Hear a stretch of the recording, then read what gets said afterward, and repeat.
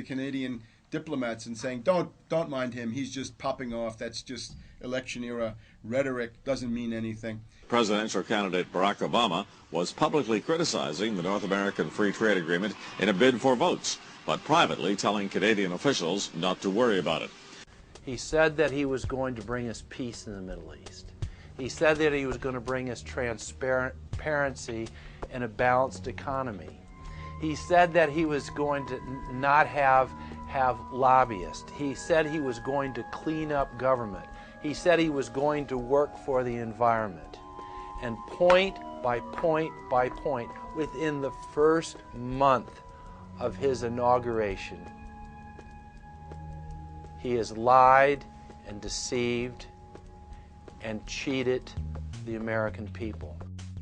The people of the United States and the world were filled with hope that Obama was the real deal when in his first week in office he signed an executive order supposedly closing Guantanamo Bay and other secret prisons.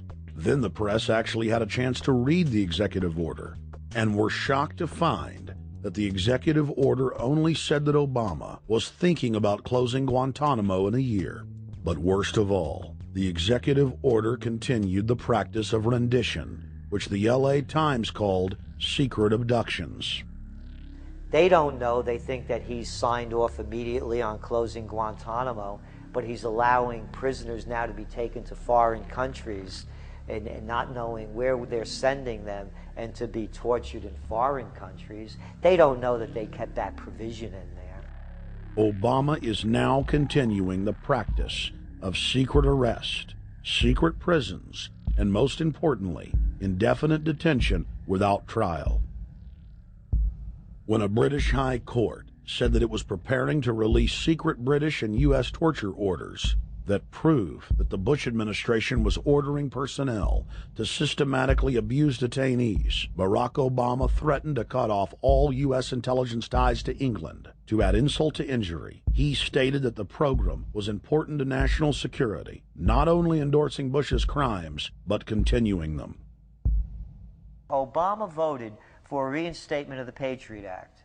And by his early deeds already, again, as we saw with the issues of retention, he's willing to send people that have been charged with nothing to be tortured to so-called get the truth out of them. If the makers of this film attempted to cover all of Obama's lies, this documentary would never be released because there are new ones every day. So in the interest of time, we're going to cover one more big one. Barack and his handlers made the cornerstone of his campaign, keeping lobbyists and donors out of his administration. Within hours of being elected, Obama did a 180 and filled the White House and federal government with lobbyists and donors at all levels. Obama picked William Lynn, the top lobbyist for Raytheon, to fill the number 2 position at the Department of Defense. Timothy Geithner, former president of the private Federal Reserve Bank of New York, was picked by Obama to be Secretary of the Treasury.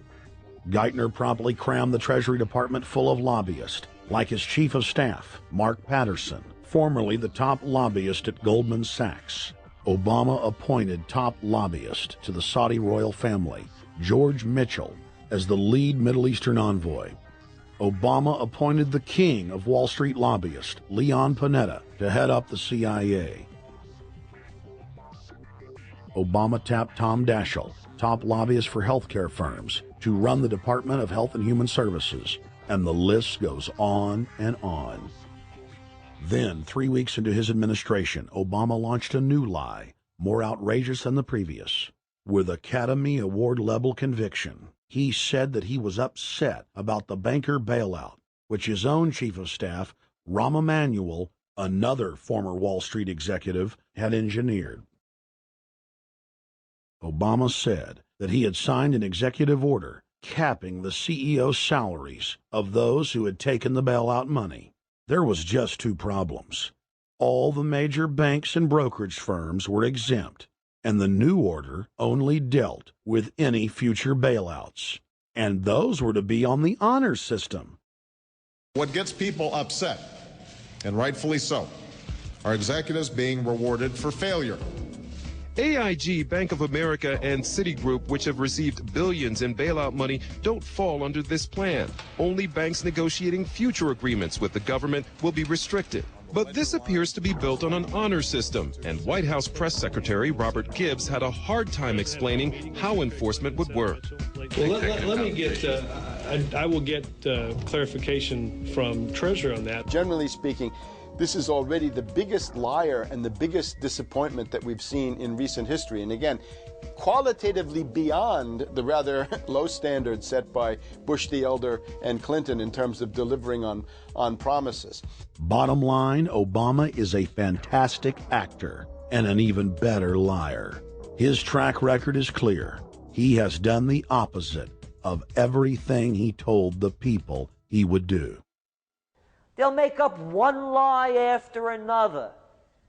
And if you believe these people, knock yourself out. I don't believe a word they say. Within 1 month of the passage of the first banker bailout bill, the press reported that over $5 trillion had just disappeared out of the U.S. Treasury. By December, the amount of money that had been stolen had reached $8.5 trillion. The leadership of both political parties circled the wagons and would not discuss where the money had gone. In the Fed! In the Fed! In the Fed! In the Fed! Informed Americans protested the private Federal Reserve System at all 38 of their regional governorship offices. Arrest Bernanke and Paulson! Arrest all the criminals that stole the banker bailout money! It was refreshing to see people standing up against the real power structure, not being distracted by the elite's frontmen like George W. Bush and Barack Obama. We traveled to Dallas, Texas to cover We the People taking on the real enemy. Hey, I want to talk to the workers up there on the parapet. The ones smoking cigarettes that just jumped back. You're with the American people, we know that. But understand, ask the workers inside. You're not in a federal government building. You're in a private Federal Reserve that uses that name as a fraud. That'd be like if my first name was Federal Reserve Jones. I'm still not the federal government. I'm not a federal agency. But if I said my name was Federal Reserve, I could go out and pay off politicians and get them to allow me to get into power so I could issue the currency and credit, and then I could buy up the world. That's what these criminals have done. A lot of people think that the Federal Reserve is already part of the government. They're not. It's controlled by cliques of unelected, unaccountable bankers meeting in secret. Most of these people have never even been through the formality of a Senate hearing or a Senate confirmation. They claim that they're part of the U.S. government. They masquerade as if they were part of the U.S. government. But in reality, this is a purely private operation. Jackals, hyenas, raptors, all of them loyal, not to the American people, but to the Wall Street banks, which is where most of them come from. Everyone is pointing to Barack right now, President Obama, as saying, you got to get the economy together. You got to get the economy together. When in fact, the president has very little to do with the economy. It's the Federal Reserve Chairman that at least sets the policy. That's a privately owned company, the Federal Reserve Bank. They set the agenda. These guys are masquerading as a federal institution. They are a private banking consortium, and this is their front, their holding company. The Federal Reserve is not federal. It's a front for a private banking cartel. That's on record in congressional testimony, and they're the ones orchestrating the economic collapse we're seeing right now, so that's why we're here. While at the End the Fed rally outside the Federal Reserve Bank in Dallas, Texas, we spoke with Ron Paul's brother, Wayne Paul. 1913, the Federal Reserve Act was passed, floor of the House, where 3 members of Congress were on the floor. At that time, they only needed a majority of votes to pass it. So in 1913, the Federal Reserve Act was passed. 20 years later, 1933, under Roosevelt, the United States was declared bankrupt. And in 1933, the Federal Reserve private bank says, okay, USA, what are you going to pledge as collateral on the debt you owe me?